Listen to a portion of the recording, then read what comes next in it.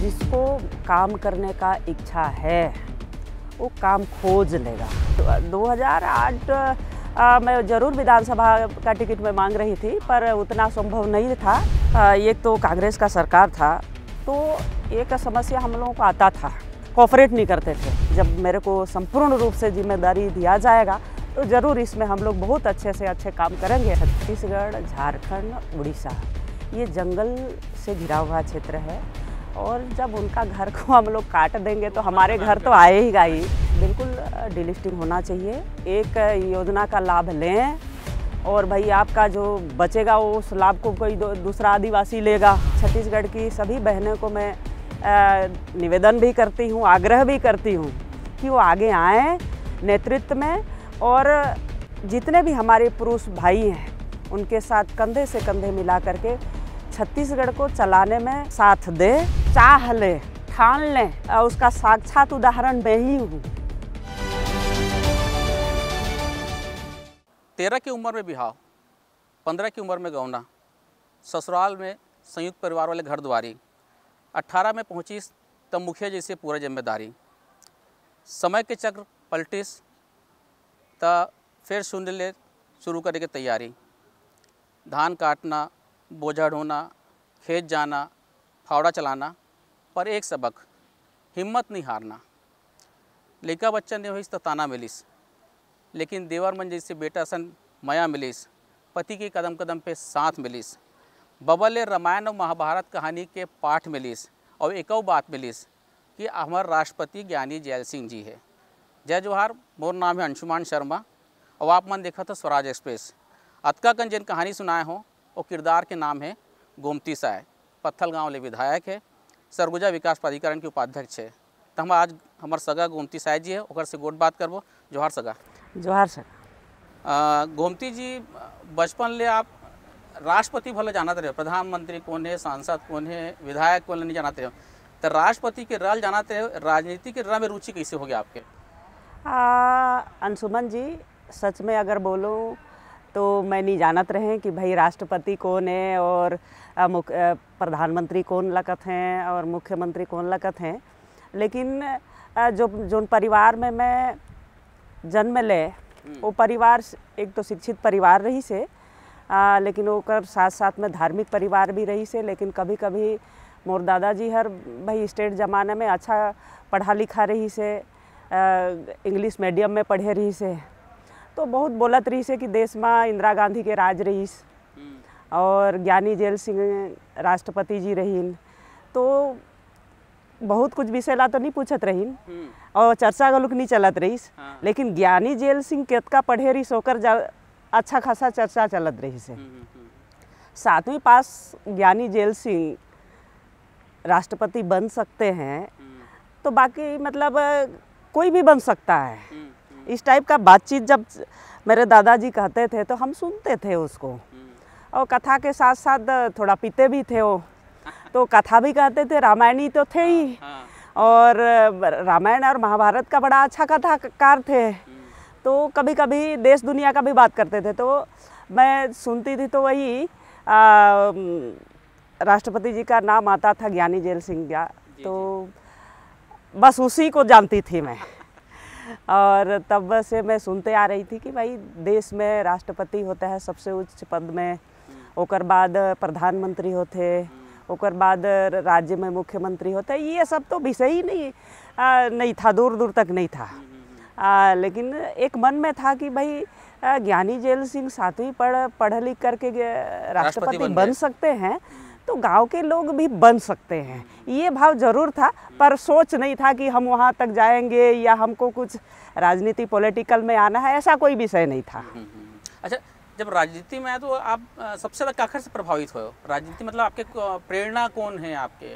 राजनीति जब बचपन था तो राजनीति का रह वाकई में मैं नहीं जानत रहे, लेकिन जब शादी हुए के आए ससुराल में तो भाई राजनीतिक परिवार तो पहले से रही। मोर ससुराल परिवार भाई जनसंघ से नंद कुमार साई जी, भाई मोर ससुर वही पढ़ाई लिखाई, वही राजनीतिक 75-76 का चुनाव भी भाई वहीं से मेरे ही घर से लड़े। तो वो तो पता था, राजनीतिक परिवार से तो पूरा परिवार रंग गया था।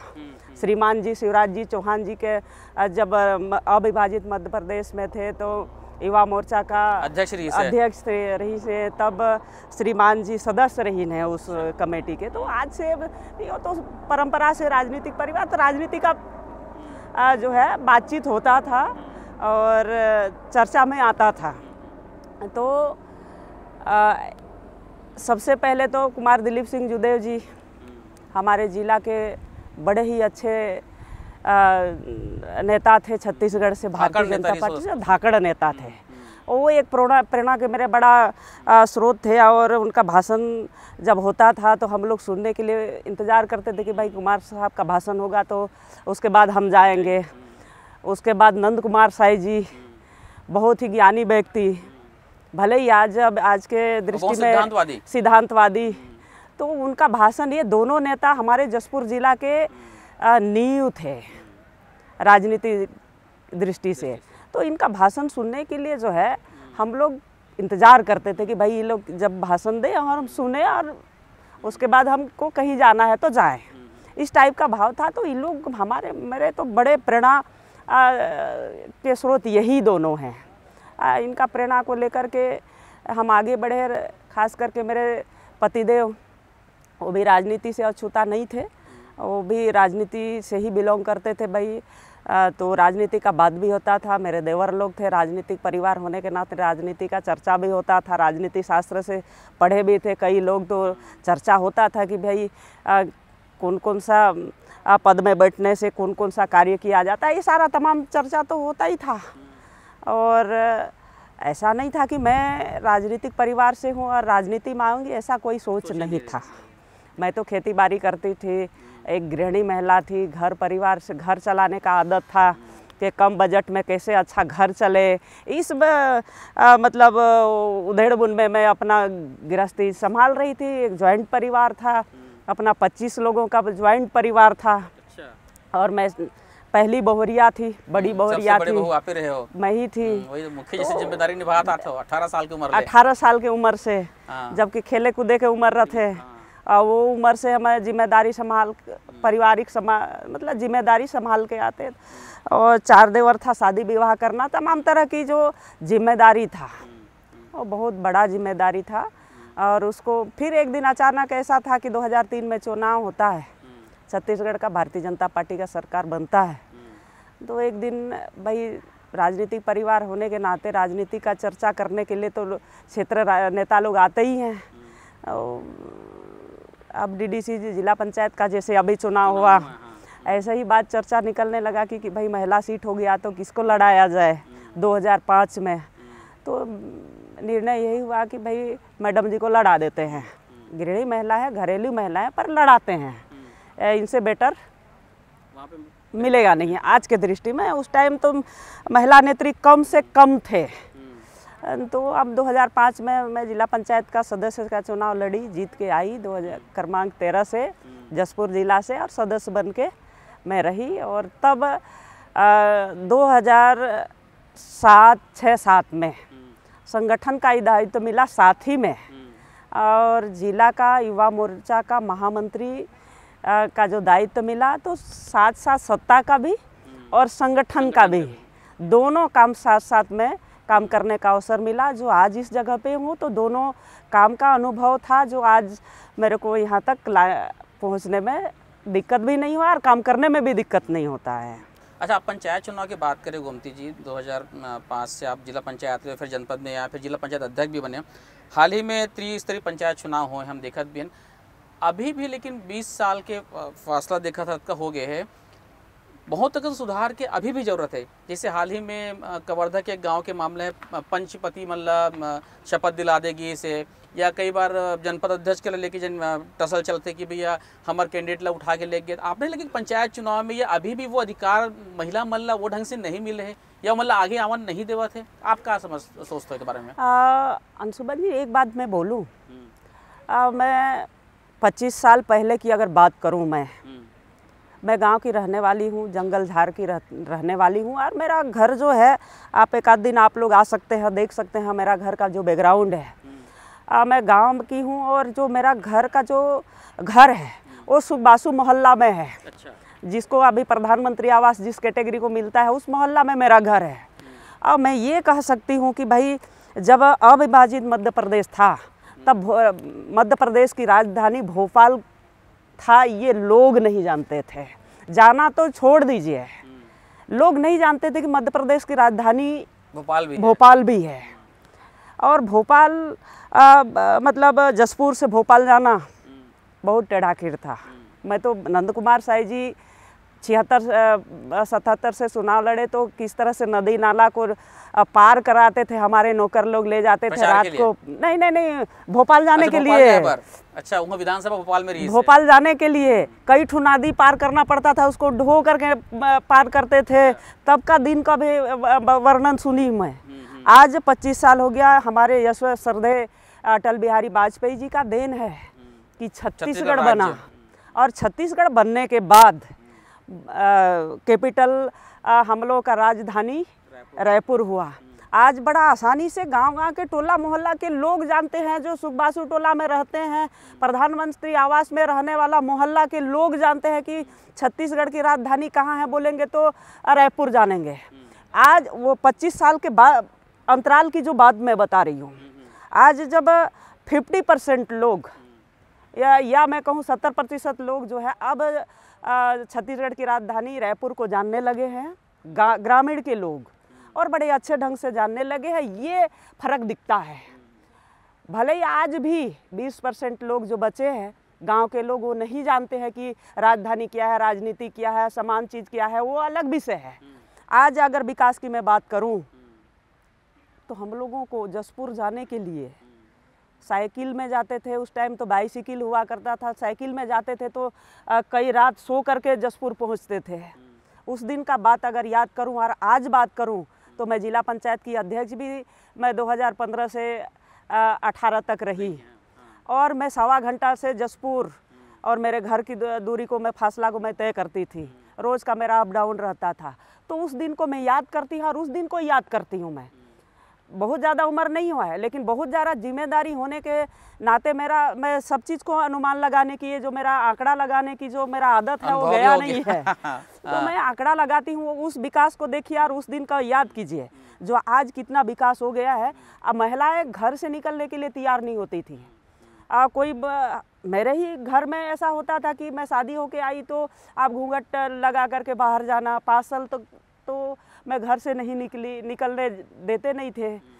लेकिन उसके बाद भी उस दिन को मैं याद करती हूँ और आज को याद करती हूँ। महिलाएं बहुत आगे बढ़ गई हैं। कोई कारणवश है जो ऐसा हुआ होगा, जो अभी बात आप कर रहे हैं मेरे पास पंचायत चुनाव का 1-8% एक्सीडेंटल हुआ होगा ऐसा। लेकिन आज महिलाएं जिस तरह से आगे बढ़ रही हैं, और हम अभी बात कर रहे थे कि हमारे विधानसभा में कितने महिला हम लोग जीत के आए हैं। कांग्रेस से 11 महिला जीत के आए हैं, बीजेपी से 8 महिलाएं जीत के आए हैं। अगर 90 विधानसभा का अगर कंपेयर किया जाए तो पर्याप्त मात्रा में महिलाएं हम लोग जीत करके आए हैं। तो ऐसा नहीं है एक्सीडेंटल कहीं हुआ होगा तो अलग बात है, लेकिन ऐसा बिल्कुल नहीं है। ये पंचायत चुनाव है, कहीं मेरा और तेरा ये बिना सिंबल का चुनाव रहता है। कभी कभी चुनाव लड़ के आता है, कभी निर्दलीय चुनाव लड़ के आता है, मतलब कोई ऐसे ही लड़ के आता है। तो ये पंचायत चुनाव का तो स्वाभाविक सा बात है कि हम लोग बहुमत बना लें और सरकार बना लें, ये स्वाभाविक चीज़ है। अच्छा, आप विकास की बात करो, जाहिर सी बात है राज्य बनने के बाद बहुत कन विकास हुए भी है। एक और चीज़ों में देखे हम, चूँकि आप पंचायत चुनाव में लंबे समय से रहे हो, खैर ये सब मोर सवाल ये है कि जैसे जैसे विकास हो है ना, पंचायत चुनाव बहुत खर्चीला हो गए। मैं बीजेपी कांग्रेस से बात नहीं कर रहा था मैं, लेकिन आज के डेट में आप गांव-गांव देखो तो बड़े बड़े होर्डिंग पोस्टर, तब वो सरपंच बराबर लाखों रुपया खर्च करे थे। जब लाखों रुपया खर्च करे थे तो ओखर मन के कहने कि हम पैसा निकालबो भी, तो व्यवहारिकतम देखो कि ओखर बाद ओखर दूसरे रूप में दिखते, फिर भ्रष्टाचार बढ़ते, बाकी जगह बढ़ते। एकर कैसे रोकथाम हुई? इसके लिए हम लोगों को लंबा चर्चा में व्यक्तिगत बैठना पड़ेगा। जी, जी। इसका चर्चा से मतलब साइंस भी है और धार्मिकता भी है, और जैसा जैसा बारिश है छाता तो वैसे ही ओढ़ना पड़ेगा। और ऐसा ही है, चुनाव है, और दिनों दिन चुनाव का परिभाषा मायने बदलते जाएगा। हाँ। और आगे और कुछ हम लोगों को और कुछ डिफ़िकल्ट समय देखने के लिए मिलेगा। लेकिन अगर इस चीज़ को रोकना है तो हम लोग बड़ा इसके लिए लंबे समय में बैठेंगे, जो इसको हम लोगों को बहुत विचार करने की आवश्यकता है। और जब तक उस विचार को जो है एक अभियान की तरह हम लोग पूरे देश में नहीं चलाएंगे तो उसमें हम लोग लौट नहीं सकते। मिलके ही समस्या का समाधान हो, मिल के समस्या का समाधान करना पड़ेगा। और एक्चुअली में सही मायने में चुनाव तो वही होता है जो मतलब सच्ची मन से जनता जो चुनता है, और वही सही जनप्रतिनिधि भी वही होता है। अच्छा, एक और चीज़ है, मैं ग्रामीण अर्थव्यवस्था की बात करते रहा हूँ। पलायन बहुत जगह होते, अलग अलग कारण से होते। जांजगीर में, महासमुंद में, ये सब इलाके में दूसरे कारण से, आपके इलाके में भी दूसरे कारण से होते। मनरेगा के अलावा ग्रामीण अर्थव्यवस्था इसे और कैसे मजबूत करे जाए ताकि वहाँ के पलायन जो है वो रुक सके? देखिए, इसके लिए हमारे यशस्वी नरेंद्र मोदी जी, प्रधानमंत्री जी, बड़ा युवा लोगों के लिए सोच है उनका कि भाई नौकरी करना असंभव नहीं है। कहा कि भारत जवानों का देश है, और इतने संख्या में हमारे भारत देश में जवान हैं जो सरकारी नौकरी सबको मिलना संभव नहीं है।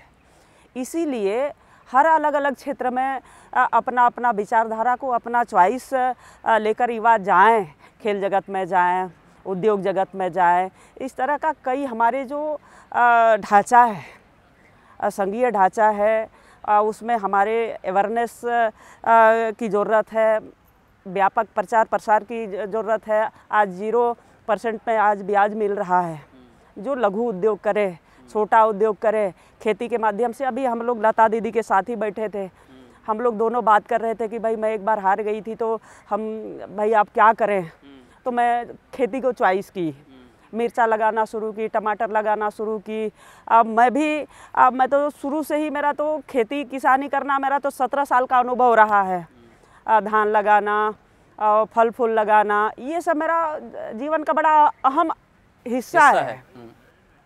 तो कुछ लोग कृषि में जाएं, कुछ लोग अनेक तरह की, हमारे भारत देश में व्यापक मात्रा से मतलब काम करने की आवश्यकता है, और सब संसाधन सुविधा हमारे देश में है। और मोदी जी का विज़न आप समझ ही रहे हैं। आज बाहर से कोई, अब एप्पल मोबाइल को ले लीजिए, बाहर से हमारे देश में मंगाते थे, लेकिन आज एप्पल में यही बनना शुरू हो गया।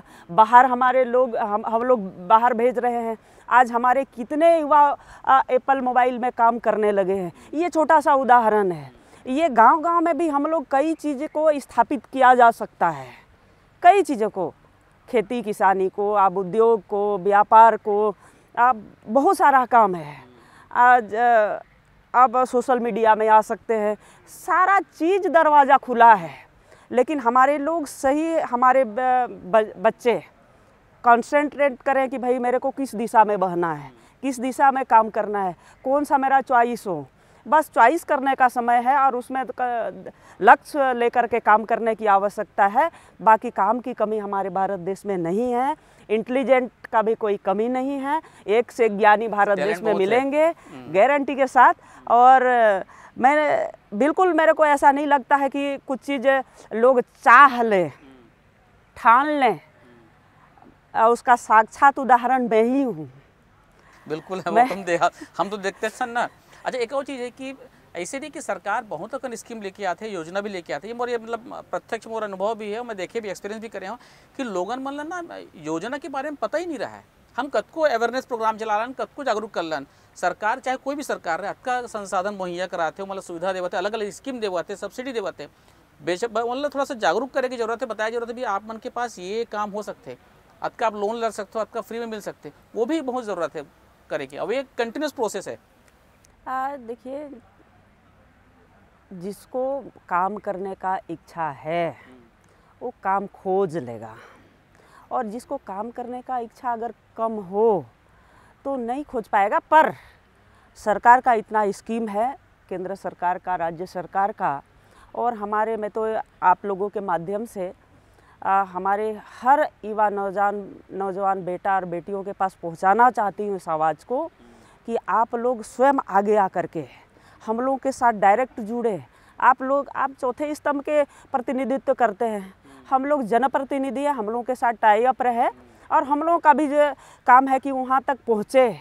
हम लोग भी मेरा प्रयास रहता है कि हम अधिक से अधिक ये सरकार का योजना को बताएं और मतलब हर युवा बेटा और बेटियों के पास पहुँचे कि वो हम लोगों के पास जुड़े, सरकार के संसाधन सुविधा में आए, सरकार की योजना में दिमाग लगाएं। ऐसा मेरा पूरा रहता है फोकस।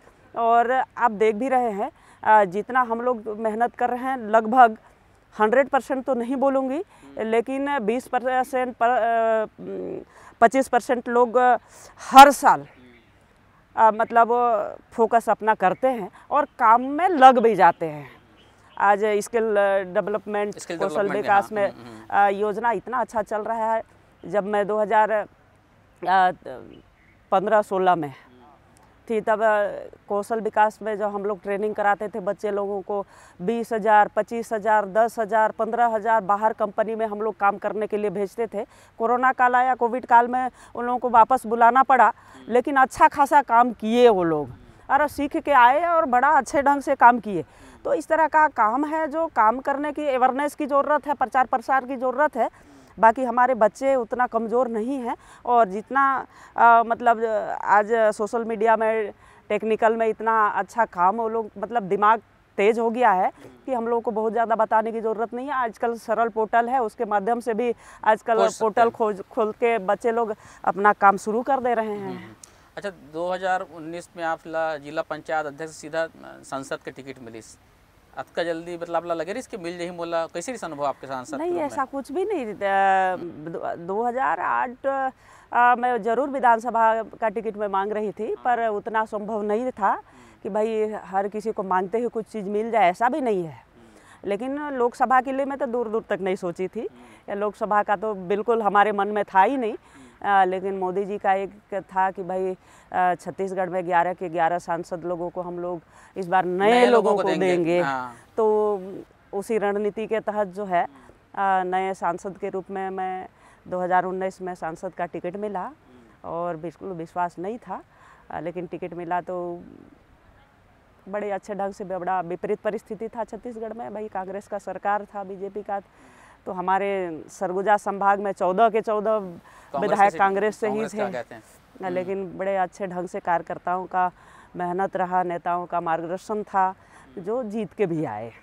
तो अतका विपरीत परिस्थिति से पूरा यहाँ आपके मतलब कांग्रेस के पक्ष में माहौल से रायगढ़ में से आप कौन कौन से आप काम करे हो मतलब अपन संसद के में क्षेत्र में? देखिए, एक तो कांग्रेस का सरकार था, तो एक समस्या हम लोगों को आता था कि केंद्र सरकार का कोई भी योजना हम लोग लाना चाहते थे यहाँ, लेकिन कांग्रेस की सरकार यहाँ होने के कारण जो है हम लोगों को काफ़ी परेशानी उठाना पड़ता था कि कोऑपरेट नहीं करते थे, क्योंकि केंद्र सरकार का योजना लाना और राज्यांश देना, अपना हिस्सा देना, ये इसमें बड़ा दिक्कत होता था, खींचतान चलता था।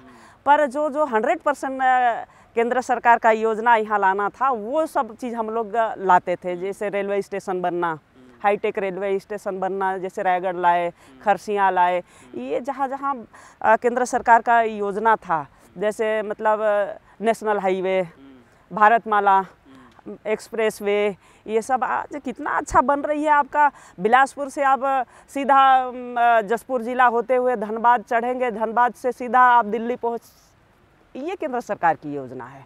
ये बड़े अच्छे ढंग से ये योजना को जो हम लोग ला पाए। अब उड़ान योजना के तहत आप अंबिकापुर में फ्लाइट जाते, आप बिलासपुर में, ये चीज़ केंद्र सरकार का योजना था जो बड़ा आसानी के साथ हम लोग यहाँ 9 सांसद जीत के आए थे, तो 9 के 9 लगे थे, तो बड़ा अच्छा से आया। जो केंद्र सरकार का 100% फंड देना था, वो सारा का सारा योजना यहाँ अच्छे ढंग से आया। 2023 में आप विधानसभा टिकट मिल गए और विष्णुदेव साय जी आपके बगल वाली सीट से आप लोग एक बहुत महत्वपूर्ण जिम्मेदारी भी दे है, सरगुजा विकास प्राधिकरण के आप लोग उपाध्यक्ष भी बनाए। ओखर पर आप का रोड मैप सोचे हो कि विकास पर किससे करना है सरगुजा ला?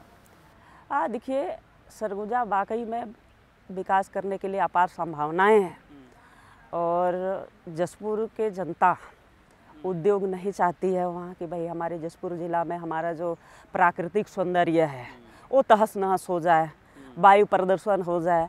तो उस दृष्टि से जो है वहाँ नहीं चाहते हैं। उसके दृष्टि से हम लोग जो है पर्यटन को बढ़ावा देना चाहते हैं। वहाँ जसपुर सरगुजा संभाग ये जो है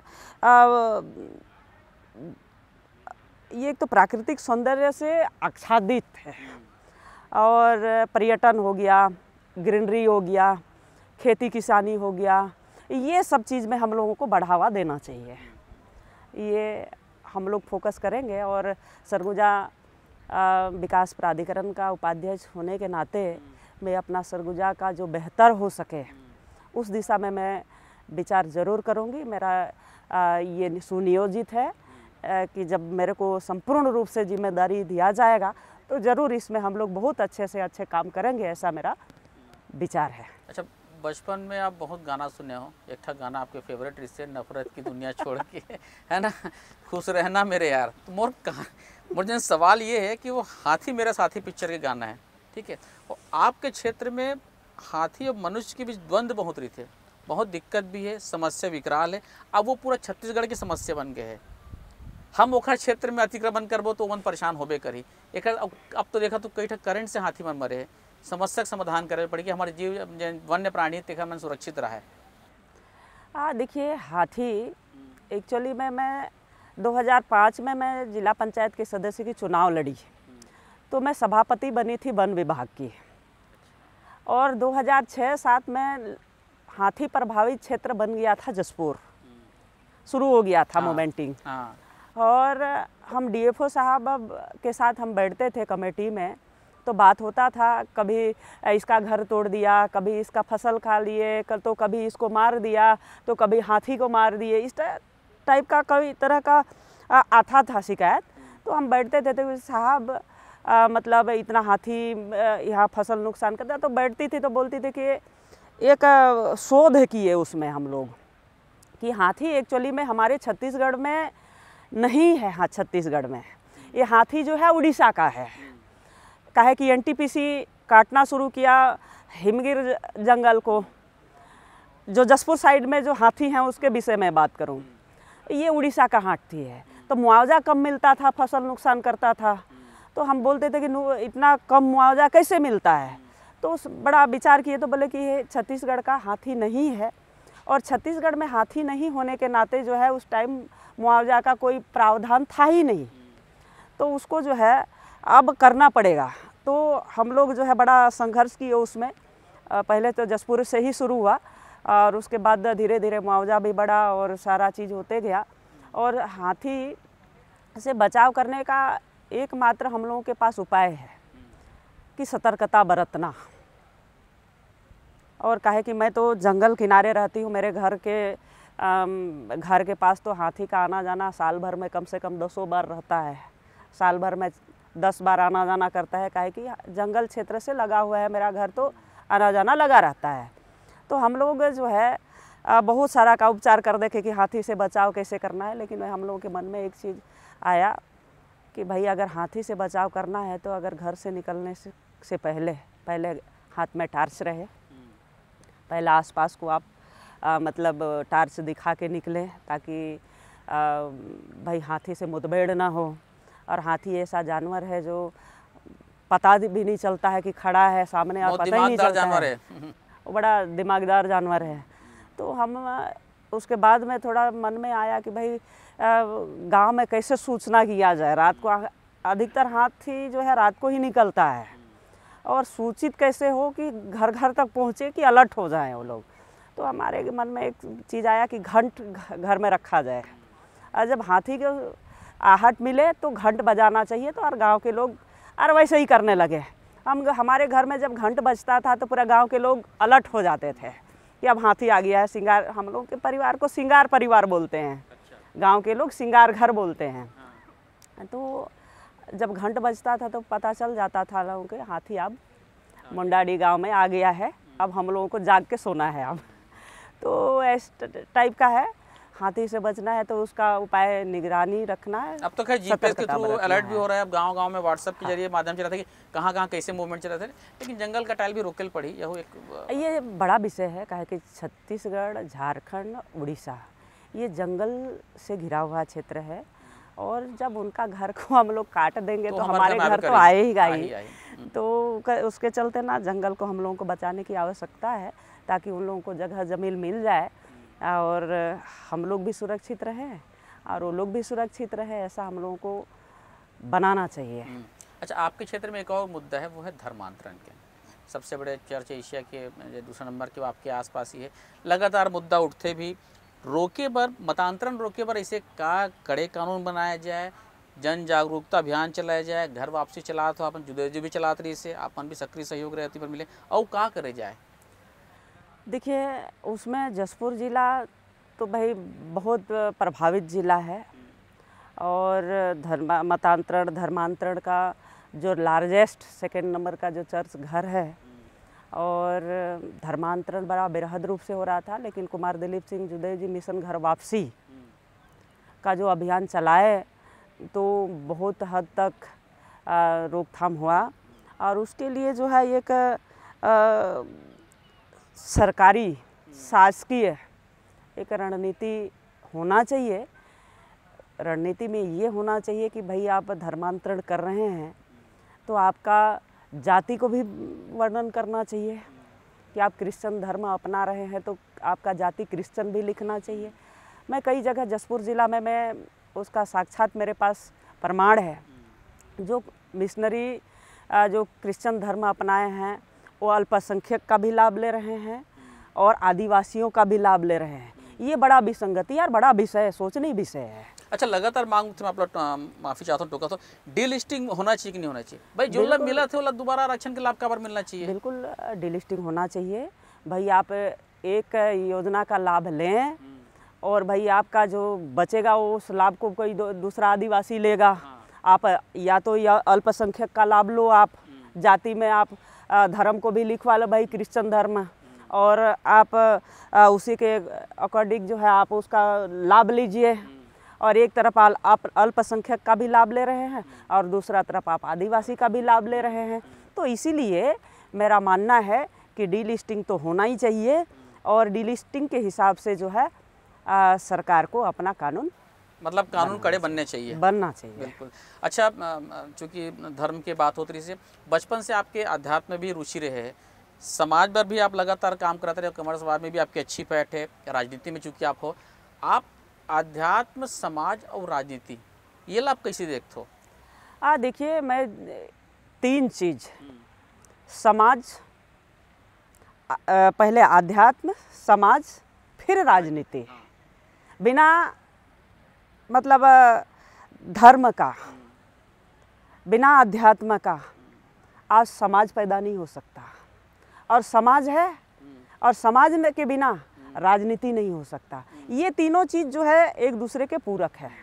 इसीलिए मैं तो भाई धार्मिक प्रवृत्ति की हुई, और जो प्रकृति पुजारी है, जो धरती माँ को पूजा करता है, जो पेड़ पौधा को पूजा करता है, जो फल आता है साल भर में एक नया फल आता है उसको पूजा पाठ करके खाता है, यही तो भारतीय संस्कृति है और यही तो आध्यात्म है, यही तो मतलब भारतीयता है। इसलिए मैं तो इसके बिल्कुल आध्यात्म ही हूँ, तो इस विषय में पुरजोर मैं जोर देती हूँ कि भाई हमारे संस्कृति के साथ कोई छेड़छाड़ न करें। भारतीय जो संस्कृति है ये हमारी पहचान है और ये हमारे भारतवासी होने का ही बहुत बड़ा पहचान है। अच्छा, छत्तीसगढ़ के विकास में, समाज में और राजनीति में महिला मन की भूमिका आप कैसे देखते हो? देखिए जो हम लोग 2047 तक विकसित भारत देश बनाने का जो सपना देख रहे हैं, ये बड़ा बात बोल रही हूँ। अभी हम लोग का आज़ादी का 100वें वर्ष में जब हम लोग भारत देश पहुँचे, तब हमारी महिलाएं 50% अपना भारत देश को चलाने में योगदान देंगे और उसी हिसाब से भारत देश में महिलाएं आगे बढ़ रही हैं और अपना अधिकार का उपयोग कर रही हैं और आगे भी करेंगे और बड़ा तेज़ी के साथ करेंगे और बड़े निष्पक्ष के साथ और बड़े शुद्धता के साथ और बड़ा सत्य के साथ साथ देंगे। ये मैं एकदम दावे के साथ कह रही हूँ। जी जी। एक आखिरी सवाल कि आप 20-25 साल से राजनीति में हो, छत्तीसगढ़ के महिला मल्ला राजनीति में आना चाहिए कि नहीं आना चाहिए? पर संघर्ष बहुत सब जगह है, आप मन के साथ संघर्ष एक्स्ट्रा एक से जुड़े थे कि महिला मल्ला घर परिवार भी देखना है और राजनीति भी देखना है, आना चाहिए कि नहीं आना चाहिए, वो आना चाहिए तो क्या संदेश? हाँ, देखिए इसमें जो है हमारे यशस्वी प्रधानमंत्री नरेंद्र मोदी जी को मैं बहुत साधुवाद देती हूँ और धन्यवाद भी देती हूँ कि आज महिला शक्ति का जो विधेयक लेके आए, आज उसका एक मतलब जीता जागता साक्षात प्रमाण है कि महिलाएं आगे आए। और मैं भी हमारे छत्तीसगढ़ की सभी बहनों को मैं निवेदन भी करती हूँ, आग्रह भी करती हूँ कि वो आगे आएँ नेतृत्व में, और जितने भी हमारे पुरुष भाई हैं उनके साथ कंधे से कंधे मिला करके छत्तीसगढ़ को चलाने में साथ दे और देश को भी चलाने में सबका अग्रणी भूमिका रहे, ऐसा मैं सब लोगों को निवेदन करती हूँ, आग्रह भी करती हूँ। तैयारी समर साथ में पत्थल गांव से विधायक और सरगुजा विकास प्राधिकरण के उपाध्यक्ष गोमती साय जी, जिन हमारे संग में खुल के समाज के बारे में, राजनीति के बारे में और अपन क्षेत्र के बारे में विचार रखिन। अगले हफ्ते अपन फिर कोई नवा संग भेंट मुलाकात करबो, तब तक आप मन देखा रहो स्वराज एक्सप्रेस। जोहार सगा। जोहार।